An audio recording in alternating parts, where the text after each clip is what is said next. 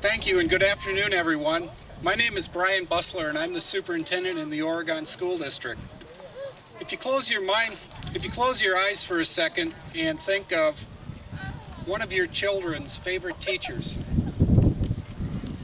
put that person in your mind's eye. I didn't realize this when I came today, but I bumped into one of our daughter's favorite teachers. Mrs. Peterson was a Northside teacher in Sun Prairie. And a long time ago, both of my daughters had her in first grade. And if your kids are like my kids, they know their favorite teacher, they know a great experience, and you know that public education is all about the relationships that we build in classrooms. This next Sunday, our youngest child, our son Austin, will walk across the graduation stage in Oregon. This is a milestone event for a young person. Across the state, the class of 2015 is filled with promising young people. How's that? This Sunday we're going to have our graduation in Oregon, and as I mentioned and you didn't hear, our baby, our son, will be graduating. And when I think of him and other students across the state, the class of 2015 is filled with promising young people that can change their local communities, Wisconsin, and the global world. At graduation time, we often think about success. How do you describe success? Three of the topics that I'm going to talk about today. First, why Wisconsin schools are successful. In Wisconsin public schools, success is described in at least 4 ways. First, we are among a leader among states in high school graduation rates, advanced placement participation, and ACT scores. Give it up for all of those 3.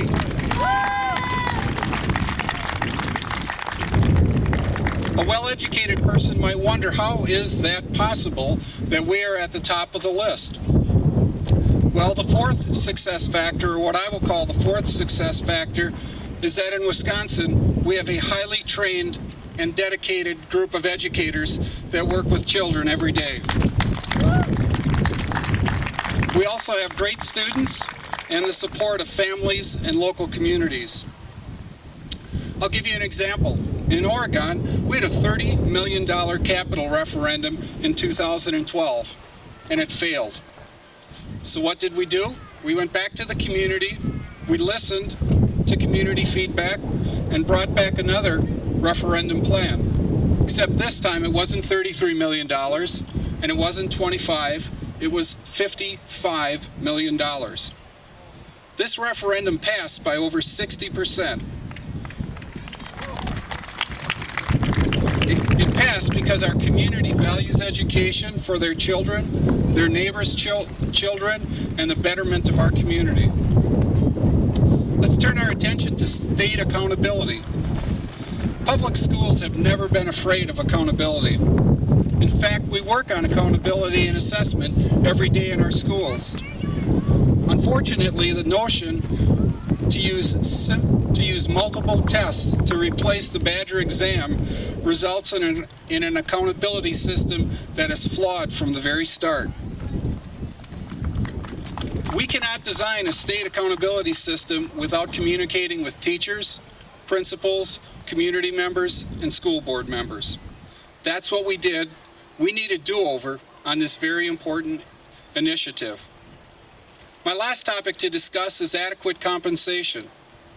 In reading the state budget, I noticed the drafters repeatedly wrote and acknowledged the foreseeable rise of prices and provided increases to increase funding to cover these inevitable costs, such as utilities and department budgets at state agencies.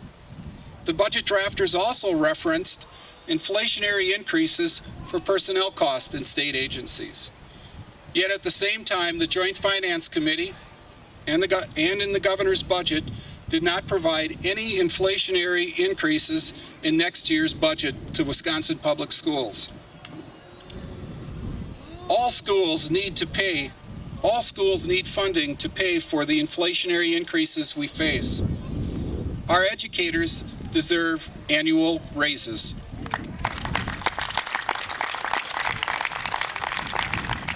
It is simply the right thing to do, and it is also the way our economy works from a supply and demand standpoint.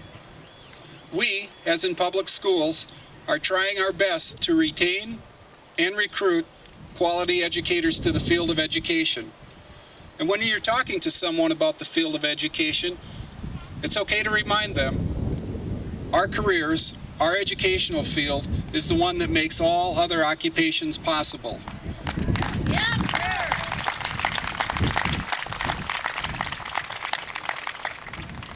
It is uplifting to see so many people coming out and supporting public education.